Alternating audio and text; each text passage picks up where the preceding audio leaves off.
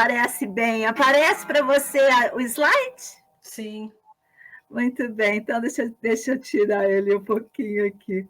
Como você está, querida? Está todo verão muito quente aí. Hoje eu vi fotos das pessoas pulando das pontes do porto. Ali na esplanada, o pessoal mergulhando. Aquela água não é poluída, Dulcineia? É. E pulando, e as barcas passando e eles pulando. Cada foto linda. É do tabuleiro inferior da ponte. Ah, sei. Não, mas assim é alto, mesmo assim. Eu vi alto, não lá em cima, mas ali naquele é bem alto. É alto, bem sim. Alto. Muito bem. Agora que eu falei, vou ter que colocar no site as fotos. Vou roubar as fotos do público. Foi lá que eu vi. Sabes que os turistas acho que há assim uma onda de pagarem aos rapazes da Ribeira e eles saltam. É mesmo? Parece que sim. É uma forma de ganhar dinheiro. E você está na cidade hoje? Sim, sim. E muito turista? Muitos, sim. A Espanha está queixando dos turistas, vocês sim, também?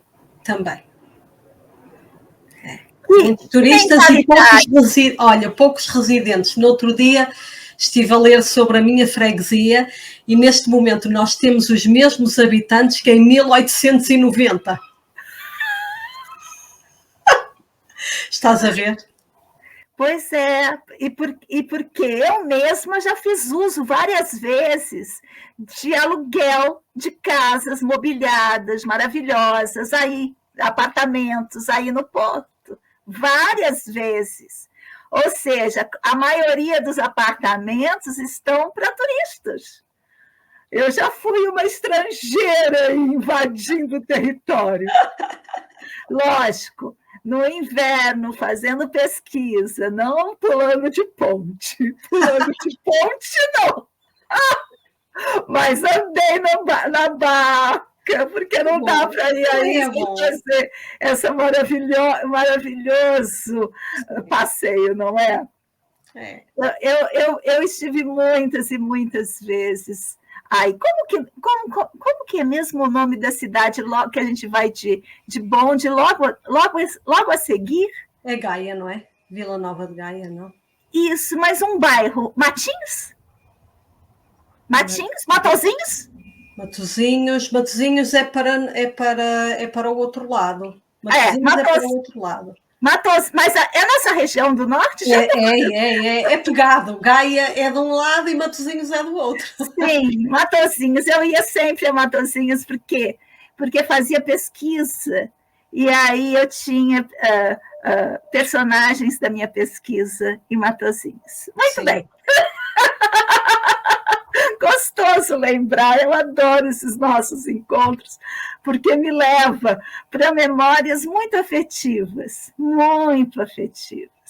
Gosto demais do seu país. Olha só, vou colocar a nossa vinheta para a gente começar, ou você quer falar alguma coisa antes ainda? Um beijinho. Vou começar então, tá bem? Tá. Vamos ver como é que é mesmo que eu faço. Já sei. Tô perdidinha.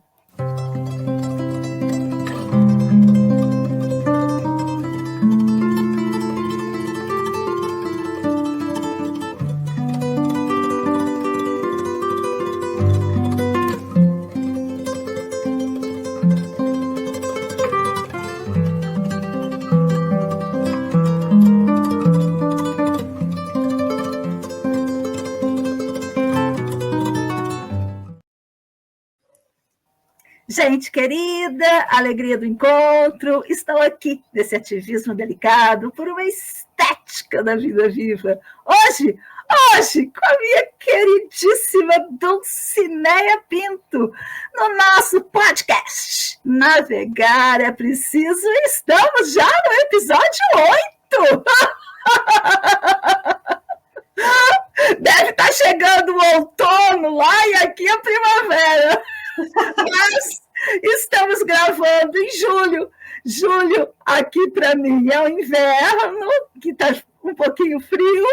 Agora, na hora do almoço, estamos gravando ao meio-dia.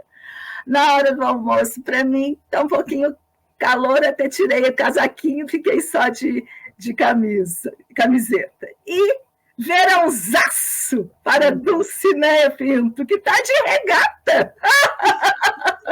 Para quem está só escutando, vai lá no nosso canal do YouTube e dá uma olhadinha em nós. Como você está, querida? Estou bem, muito obrigada. Está muito calor por aqui. Esta semana esteve mesmo muito calor. Pronto, está tudo bem. Olha só, eu estou tão enrolada, eu estou produzindo um festival de boneca Waldorf, e aí são muitas ações simultâneas. Não pensei em nada, não fiz nada, estou aqui só para jogar a conversa fora. E você, como está aí? Eu sei que no verão, na Europa, ninguém faz nada. Você está fazendo o quê? Nada, não estou a fazer nada. Não, eu até estava assim a ler coisas contigo e sempre a estudar, até que o meu corpo disse, acaba já com isso. Então fiquei doente vários dias seguidos. Porque se a gente não para, o corpo para por nós, não é não? É. Porque ele sabe, dá um tempinho aí. Eu faço um ritmo violento. Ontem parei de trabalhar 10 da noite. Às 9h30 eu estava gravando ainda. Por quê? Porque são várias expositoras, várias não têm tecnologia, eu estou cedendo a tecnologia, então é trabalho violento, mas eu gosto, sabe? Gosto muito. E trabalho melhor no inverno. No inverno pode me dar aí 23 horas de trabalho por dia que eu topo. Agora, no verão, meu bem, nada disso. Difícil, é mais difícil. Mas pronto, ainda assim, apesar da minha doença, depois pensei, tenho que arrumar algum tema interessante e já tinha pensado, antes do nosso episódio anterior que nós gravámos sobre o Cristian Simonetti e sobre os seus mundos submersos, como eu tinha dito, eu encontrei porque andava atrás de árvores. E então pensei, pronto, então vou falar sobre as árvores e tu mandaste aquele link com aquele texto sobre o rizoma e sobre as árvores, eu pensei, vai ter que ser. Mesmo que não esteja completamente, porque é um tema muito complexo, mesmo que não esteja completamente pensado, introduzimos agora e quem sabe mais tarde voltamos até as 2 com alguma coisa preparada. Sim, sim. Então vamos lá começar, que eu tenho um poema. Então tá, vamos lá. Olha que belezura. Então eu vou ler um poema enquanto podes olhar para esta imagem, que foi cedida por uma amiga.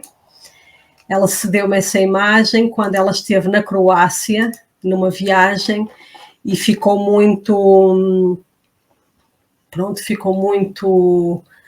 Ela esteve em Split, na Croácia, e estava muito perturbada pela dor que via nas árvores. E então eu trago este poema, que se chama Árvores. Vou ler. As árvores hão de julgar-nos. Os pinheiros, rasgando o céu, feitos de areia, goma e ventania, hão de julgar os nossos livros. Os abetos, com auras de pólen e resina, hão de julgar os nossos jornais, o nosso papel de carta, a nossa agenda sufocada. As folhas quebradiças dos eucaliptos, como foices perfumadas, hão de silenciosamente julgar os cartazes brilhantes nas ruas, gritando as coisas, os preços e as posses. Hão de, na passagem do vento, julgar as nossas notas cebosas, a folhagem simbólica com que pagamos a passagem do tempo, a compra dos dias, morta nas nossas mãos, celulose oca. A bétula, da família Betulaceae, há de julgar os nossos cartões de visita, o impresso do registro civil, as páginas dos tratados de botânica, complexas taxonomias, de Aristóteles a Plínio Velho. Há de disfarçadamente julgar os nossos diários, as pagelas, os folhetos metidos nas caixas do correio, prometendo a felicidade pelo turismo, automóveis, shampoos, aspiradores.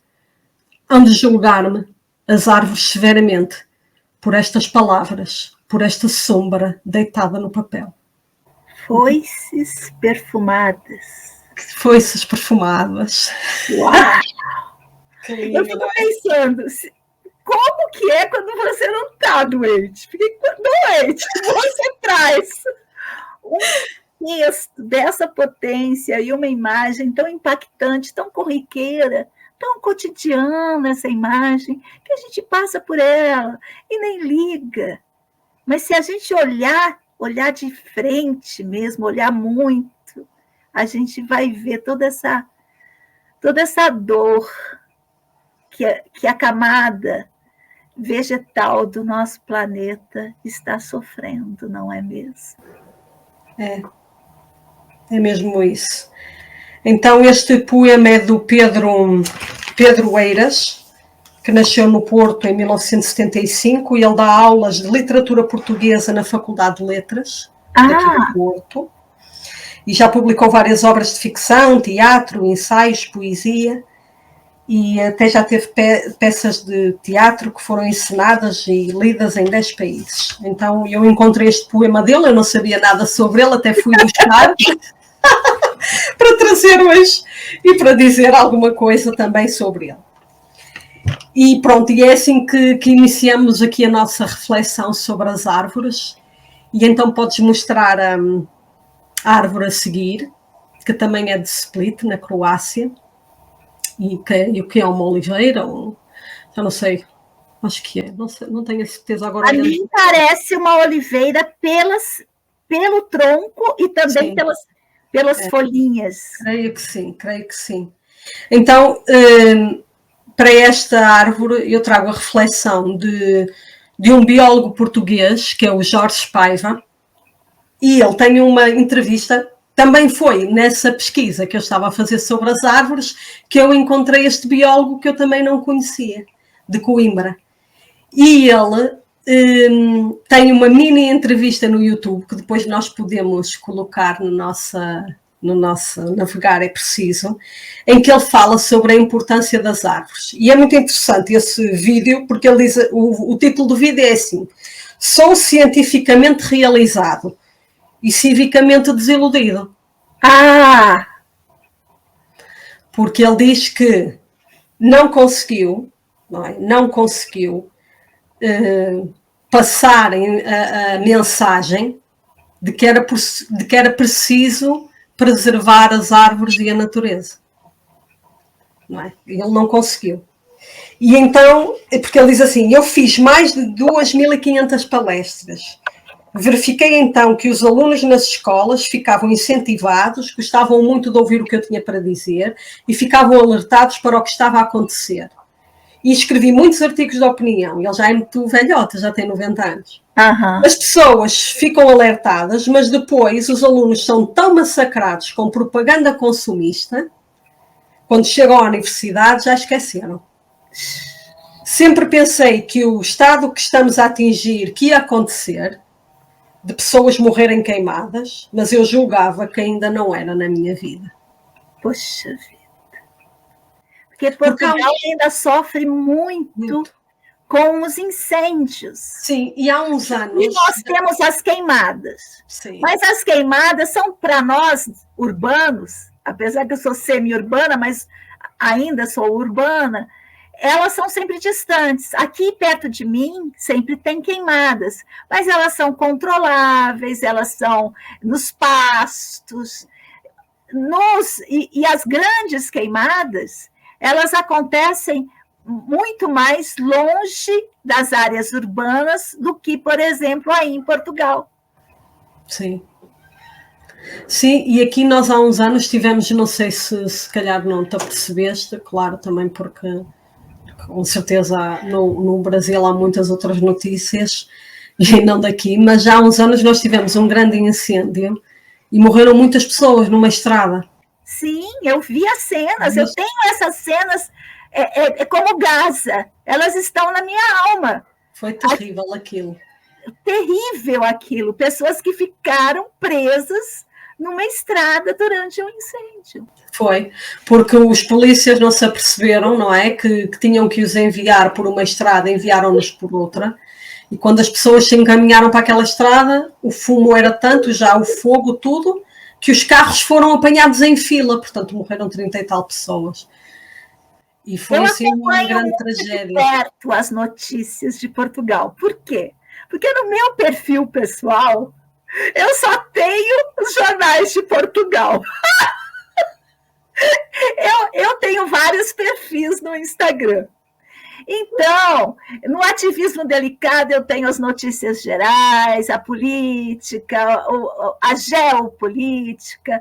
No artes manuais, eu tenho as questões das bordadeiras, das tecelãs, das pesquisadoras. No Nina Veiga Ateliê de Educação, eu tenho as bonequeiras, a infância. E no meu pessoal, eu posto o meu cotidiano, as plantinhas, as canecas, os pratos, e só sigo meia dúzia de sites e a maioria é de Portugal. É isso que eu faço. Na verdade, só sigo os meus próprios perfis e o extra e o público. E aí e a BBC. E eu tô sempre prestando atenção em Portugal. Por isso que eu fiz fotos hoje dos banhos. Sim, faz calor, andou tudo maluco por aqui no norte. Enfim. Mas olha, é melhor um verão no norte do que em Lisboa, porque eu morro no verão de Lisboa. Sim, é muito Lisboa, para mim, aquele calor, e não é nada adaptado ao calor. Nada. Na universidade, por exemplo, não abriam as janelas, não sei hoje, mas na minha época, as janelas eram vedadas. Todas as salas tinham aquecedores, mas um verão de 42 graus e não tinha ar lá dentro. Ai, meu Deus. Que horror. Ai, vamos lá, é tudo tão pesado que a gente tem que recolocar os nossos assuntos densos com a leveza do cotidiano, com as nossas bobagenzinhas. Eu acho que é assim que a gente vai tocando, não é? Porque a situação em que estamos mergulhados enquanto planeta, enquanto humanidade, enquanto terranos, não está fácil. Não. Pronto, e depois esse senhor, a entrevista é maravilhosa, ele tem um ar super simpático e afável, não é? Assim, um homem já com muita idade, muito afável. E depois ele disse que durante o Covid, ele fez uns pequenos postais para dar aos amigos, com fotografias macro. E então ele até mostrou um desses postais. E então, o que era aqueles postais? Eram uma fotografia macro de uns micro-organismos que vivem em todas as espécies vegetais, nas árvores sobretudo, no tronco, que são do tamanho da ponta de uma caneta e que comem bactérias e vírus. Claro, e ele remata dizendo, agora pensem, quando a gente deita abaixo uma árvore de 20 metros, o que acontece? Toda essa gente boa acaba sem ter o que fazer. Exatamente, e foi o que ele disse, pronto. E os vírus e as bactérias e todas estas doenças e todas estas questões que estão a vir, não é? Nós achamos que não estão relacionadas com o que estamos a fazer, mas não. Porque estamos a abater as árvores em todo o lado e depois queixamos-nos que estamos a ficar doentes com vírus que não conhecemos, pois, porque esses vírus eram comidos por estes organismos que se alimentam, que estão nos troncos das árvores, na superfície, das árvores. Depois ele falava na questão das árvores serem ecossistemas elas próprias, não é? Porque ele dizia, uma árvore não é apenas um indivíduo, é um conjunto de ecossistemas. Quando se abate uma árvore, destroem-se muitos ecossistemas. Então vivem muitas plantas sobre as árvores, como musgos, fetos, orquídeas e até arbustos, muitos animais, como mamíferos, aves, moluscos, insetos, fungos e micro-organismos. Às vezes perguntam-me como é que nós nos tornamos tão ignorantes. Não é? E tem uma teoria que diz que toda a civilização ocidental foi construída sobre o cadáver das árvores. Das pessoas, dos bichos. Que toda a ocidentalização é como um exército romano marchando sobre tudo que existe na face da Terra e destruindo. E a gente está vendo isso hoje, de novo, e de novo, e de novo. Enfim, temos um exército marchando sobre os cadáveres. É verdade. Pronto, então agora passo... E lá na Palestina, falando de oliveiras, é verdade. O exército invasor sionista, não pode mais falar essa palavra, sabia? Pois é. Eu vou lembrar, será que eu vou lembrar de fazer? Eu sempre falo que eu vou fazer. Falo sempre isso. Mas acabo esquecendo. De qualquer maneira, o exército, eles simplesmente queimam todas as árvores, passam tratores por cima das árvores das oliveiras. Tem oliveiras de 200 anos. De 200 anos que eles estão destruindo. É verdade. Isso é exatamente essa força nefasta que habita o nosso planeta e que está destruindo toda a vida. E quando os colonos foram para a América do Norte, não é? Que mataram as sequoias, árvores milenares, não é? Com troncos enormes, e depois há aquelas... Eu sempre que vejo aquelas fotografias fico agoniada daqueles... Eles não tinham culpa, não é? Mas daqueles linhadores em volta das sequoias, prontos para... Esses dias passou na minha timeline, aí eu não lembro aonde, vou ver se eu recupero. Uma moça fez uma pergunta assim: quantos anos terá vivido essa árvore? Era a imagem de uma árvore gigantesca, de um tronco gigantesco, aquelas carretas enormes de 30, 40 metros, sabe aquelas carretas enormes?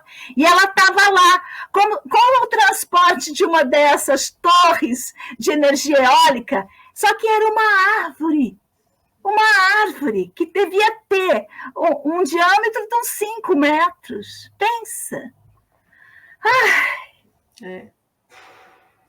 As novas gerações não verão. Não verão. Muito bem, eu não quero chorar.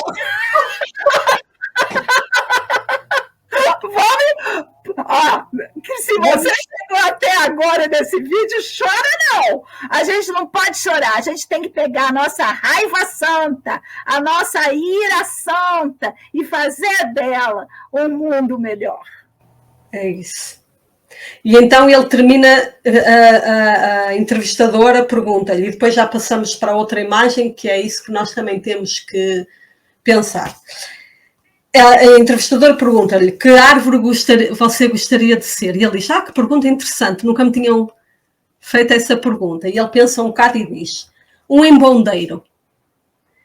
Porque o embondeiro são aquelas árvores africanas que tem assim lá, porque ele passou muitos anos em África e ele era um tropicalista dentro da biologia, portanto ele como tinha, não sei se ele nasceu lá ou se viveu lá muito tempo, e ele, parte da carreira dele foi a estudar as árvores africanas, e ele mesmo tem um nome, portanto o nome dele, Paiva, e entrei em três, que eu até fui ver 3 espécies diferentes que ele descobriu.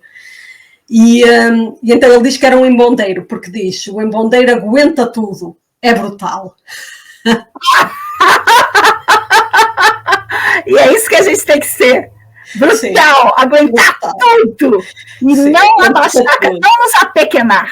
E ele diz, porque ele aguenta a seca e ele aguenta tudo, diz ele. Os olhos dele brilhavam e depois diz, é brutal. E eu pensei, pois. Olha só, gente, está no nosso site, tá bem? Essa entrevista maravilhosa que a Dulcineia está falando. Pronto, e então vamos passar para a próxima, então. Para a próxima imagem. Então, nesta imagem eu trouxe este desenho que eu fiz, já não sei se foi para o curso de ecomitologia, se foi da ecopsicologia, já não lembro, e trouxe também esta árvore que eu tirei uma fotografia. Eu gosto muito de tirar fotografias a árvores e depois nunca publiquei em lado nenhum. Tenho o telemóvel cheio de fotografias de árvores. Ah, não, vamos fazer manda para mim que eu organizo uma página só com árvores. Eu também adoro. Temos que fazer um conjunto. E então E o desenho está maravilhoso também, Dulcineia. Então, obrigada. Então eu trouxe porquê? Porque eu encontrei um artigo de uma autora que é a Maria do Rosário Pontes. Ela é licenciada em Filologia Românica pela Universidade. E agora, atualmente, eu não sei onde ela anda, porque eu andei a pesquisar, a ver onde é que ela andava. Ela tem umas publicações até 2014, mas não tem mais nada e eu não encontrei. Não sei se ela estará a dar aulas em alguma escola ou estará a fazer outras coisas. Mas ela tem um artigo, tem vários artigos interessantes. Então, tem um artigo que eu li assim metade, porque ainda não tive tempo de ler todo, mas vou trazer algumas coisas. Então, o artigo é a árvore, um arquétipo da verticalidade, contributo para um estudo simbólico da vegetação. Pode repetir? A árvore, um arquétipo da verticalidade, contributo para um estudo simbólico da vegetação. Ah, muito interessante. Vamos ter depois também lá, e ela depois escreveu outros a seguir, outros artigos, mas neste é muito interessante porque o que ela estuda é como é que nós, a humanidade, em várias culturas, tem na árvore este arquétipo da verticalidade. A árvore, isso remeteu-me, foi muito engraçado, porque isso remeteu para o que tu escreveste, não é? Para esse salto do rizoma, que depois se dá com o rizoma, ele salta, mas em muitas culturas a árvore tem esta questão da verticalidade e de unir o céu e a terra, não é? De unir o mundo subterrâneo, a superfície e o céu. E ela então depois, ela traz vários autores, é muito interessante, e então eu até vou ler, ela diz assim, que a árvore tem toda a essência de um sistema cosmológico unificador, símbolos e rituais de uma renovação, não só da natureza, mas também da própria humanidade. Então, as árvores eram sentidas enquanto agentes privilegiados na comunicação entre os três mundos, o subterrâneo, a superfície e os céus. E depois, então, eu vou ler aqui o mito heróico que ela fala na página 200. Ela tem aqui na página 200 esse mito assim, mais ou menos curtinho, para a gente não se perder muito. Então ela diz assim: em tempos que já lá vão, este é o mito heróico do Jacuti, da Sibéria. Adorei esse início. Em tempos que já lá vão. Nossa, que delícia! Muito antes de o homem surgir na Terra, havia uma árvore gigante cujos ramos se elevavam até aos céus. Eixo e coluna vertebral do universo, tal árvore atravessava 3 mundos. Enquanto as raízes mergulhavam nos abismos subterrâneos e o tronco contemplava a imensidão terrestre, os ramos erguiam-se até atingirem as estrelas no firmamento. A seiva ia buscá-la às águas que brotavam do solo, os raios do sol alimentavam as suas folhas e mais tarde as flores e os frutos. Era através dela que o fogo descia do céu e, tocando nas nuvens, a sua copa abundante gerava as chuvas que fertilizavam a terra e a tornavam fonte de vida. Na sua verticalidade, a árvore gigante assegurava assim a união e a cumplicidade entre o universo uraniano e as profundezas quetonianas. Nela se realizava, pois, a permanente regeneração do cosmos. Ah, que espetáculo! Que beleza! É muito bonito, não é? Mas sabes que quando eu li isto, comecei a perceber porque é que a cultura ocidental e o Ocidente está tão ávido de querer matar todas as árvores. Não é? Porque nós queremos matar este pensamento. Sim. Não é? Esse poder que esse reino vegetal nos traz. Na antroposofia, eu não vou querer entrar por aí não, mas só vou citar a referência. A relação desse arquétipo vertical, do momento planetário em que nós estamos, é muito forte. E com o que na antroposofia chamamos de corpo etérico, que é o corpo vegetal da Terra. E nós, como digamos assim, desafio contemporâneo é o encontro com esse corpo vegetal do planeta. Por isso que as forças, isso no sentido mais esotérico, as forças adversas estão tão focadas em destruir toda a natureza, seja pelo agronegócio, seja pelas plantações extensivas de plantas que não têm vitalidade, seja pelo fogo ou pela própria urbanização, né, como aconteceu aqui pertinho de nós, como eu já disse. Enfim, tem muito o que pesquisar nessa camada vegetal do nosso planeta. Sim, é um tema muito complexo e acho que também foi por isso que eu depois, quando encontrei aquele tema do submerso, acabei por me fixar no tema do submerso, que é mais simples, porque este tema é mesmo muito, como vem de há muito tempo, há muita informação em várias culturas. Se nós queremos ser honestos também, cientificamente, não é? Temos que ir trabalhando e tentando obter a informação de uma forma organizada. Digo eu, não sei. tenho sempre essa preocupação. E então acaba por ser difícil, não é? Acaba por ser difícil. Mas acho que este artigo dela é um bom começo, para mim, pelo menos eu senti isso, de que ela traz a informação mais ou menos organizada, de vários mitos e lendas. Nota-se que ela gostava deste tema e então ela foi ler vários mitos e lendas relacionados com a árvore e depois também tem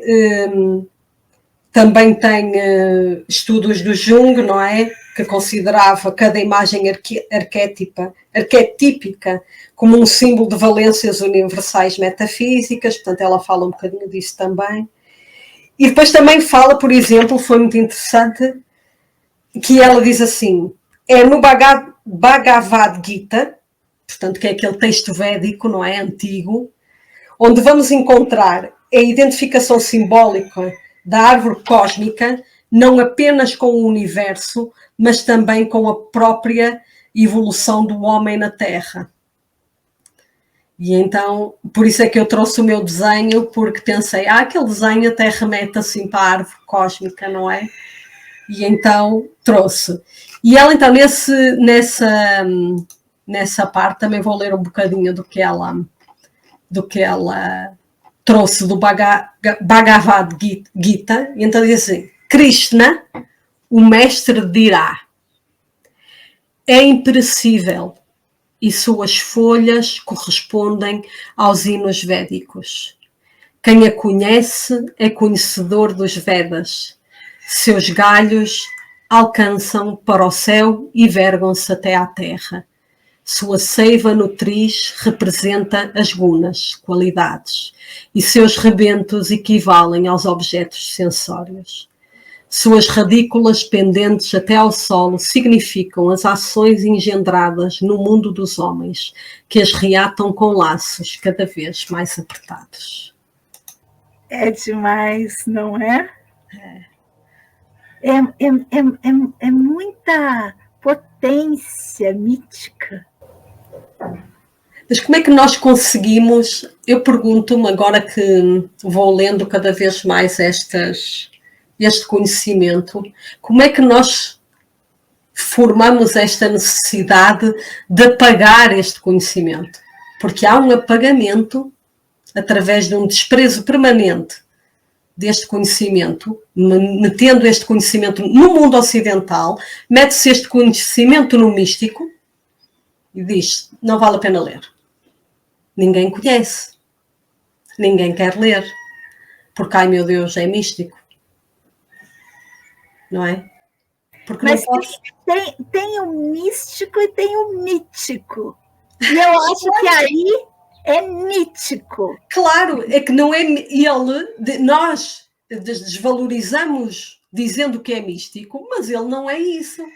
Porque o místico, ele é muito mais uma situação de recepção do que de fato. Por quê? Porque a recepção é que é mística. Porque você pode receber qualquer coisa e a mistificar. E eu acho que é isso que a gente tem que trazer. Por que mistificar? Mistificar, a gente pode mistificar até mesmo um pneu, como aconteceu aqui no Brasil. Então, o místico, ele é aquele que recebe uma coisa e faz dela um poder além do que ela é. E é muito diferente do mito. Claro. E é muito diferente até de nós lermos este texto para inspirarmos a nossa ação. Sim, para nos tornarmos como o embondeiro, resistente, não é? Brutal, vamos resistir. E então nutrimos a nossa psique com este texto, porque não é com o texto científico que vamos nutrir a nossa psique. Não, podemos também. Eu acho que a nossa psique ela é tão potente que ela pode buscar nutrição até mesmo naquela mística mais mística, não mítica, mística, se a gente tem olhos para ver que aquilo que eu estou fazendo, eu estou mistificando, qual a potência disso, ou se esse científico, né? Quando a gente vê uma coisa muito científica, eu fico deslumbrada, porque eu falo, nossa, olha a capacidade de especialização, a capacidade de pensamento dessa pessoa, desse cientista. Eu acho que tem muito mais a ver com a nossa postura diante do mundo do que com o mundo em si. Sim, também acho, não é? Também penso isso, mas tornou-se tão... infelizmente, não é? Se calhar, não sei, foi um defeito meu, mas senti muito esta questão de que aqui no mundo académico categorizamos muito o que é válido ler, o que não é válido ler, o que é válido citar, o que não é válido citar, então tornamo-nos muito estéreis, porque não somos capazes de... Claro que eu acho que também tem a ver com as disciplinas. Eu noto que no mundo artístico há muito mais liberdade para se citar todas as coisas que ocorrerem são possíveis de ser citadas. Mas tirando na história não é assim. E na arqueologia também não. Não é? Então há esse aprisionamento do que é válido e do que não é. E textos védicos não estão dentro do válido. Como são bobinhos, não é? É verdade, é verdade. Então, quando eu li este artigo dela, pensei, olha que interessante ela ter escrito isto, e ela escreveu este artigo bastante nova, devia estar a acabar a licenciatura, ou depois da licenciatura, uma coisa assim. Pronto. E depois também tenho Mas na geografia, pelo menos aqui no Brasil, eu conheço um grupo maravilhoso de pesquisa chamado Olho.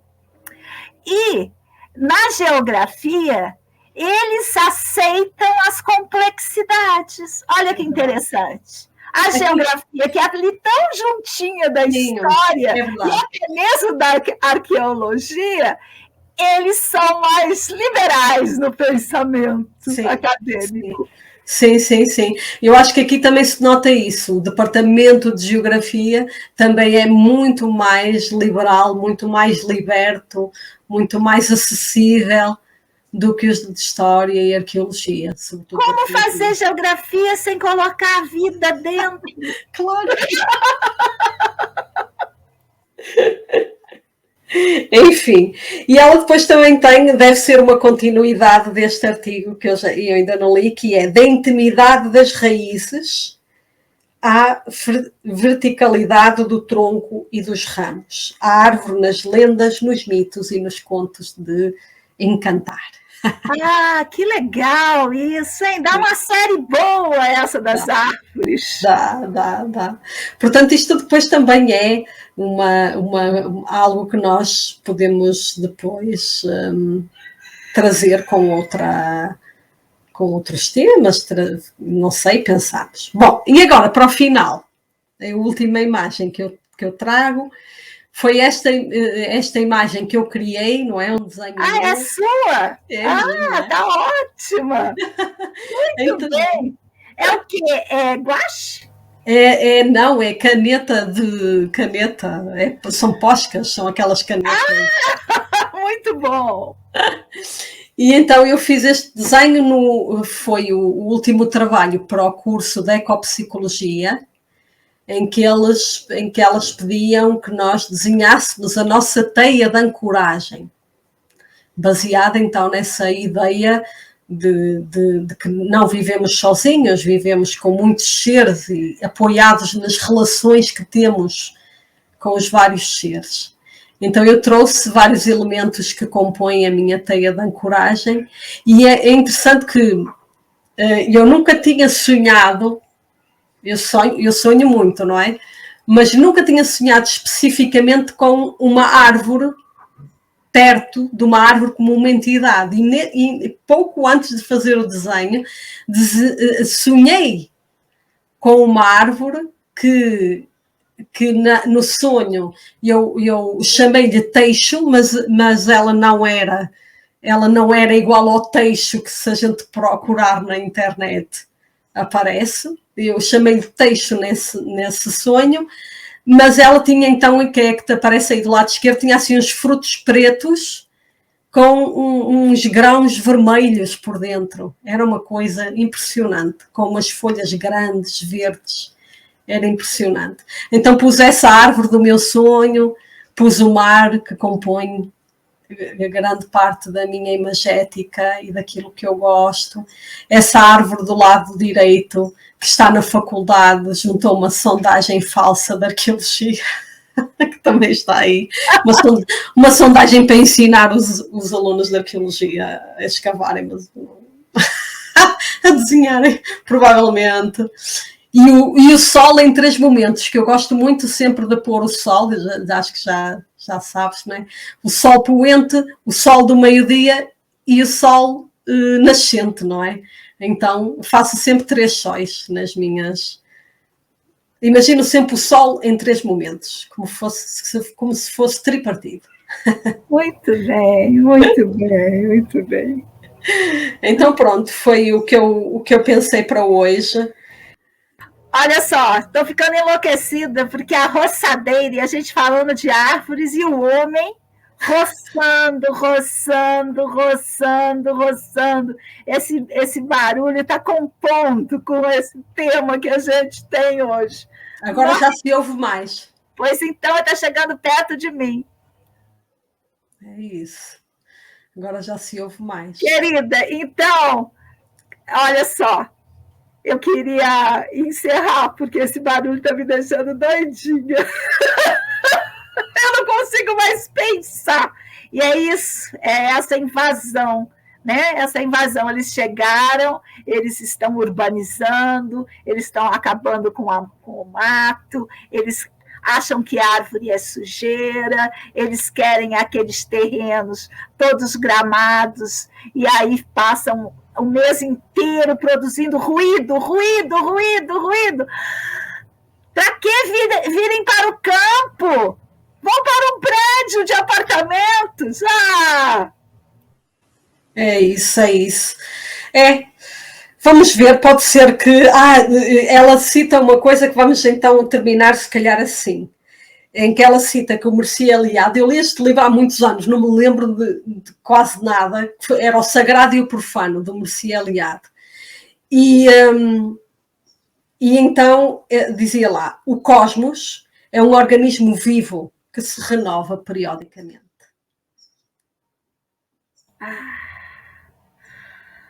Oxalá, Oxalá. ele tenha forças, o nosso planeta, para combater com força e delicadeza essas roçadeiras de mundo, não é? Querida, melhoras para você, que esse verão não seja tão implacável, que você possa se nutrir e que a gente possa seguir juntos, pois assim somos mais fortes.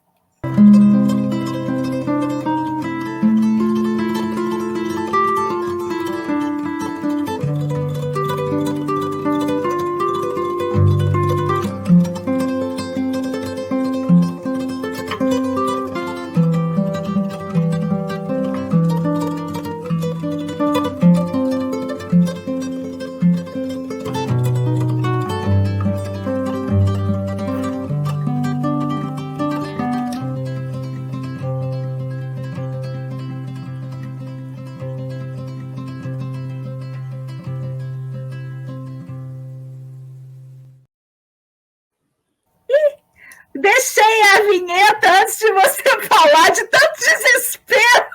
Não faz mal. Você se despedir. Já podes desligar, ainda está a gravar. Mas agora se despede, que depois eu edito, deixa assim mesmo. Que luta, Então, vou dizer muito obrigada a todas e a todos. O encontro é tudo o que eu desejo. Agora eu vou gravar. Que coisa. E agora a roçadeira parou. Foi ótimo, também ficou bem assim. Ficou bem assim. Vou parar essa gravação.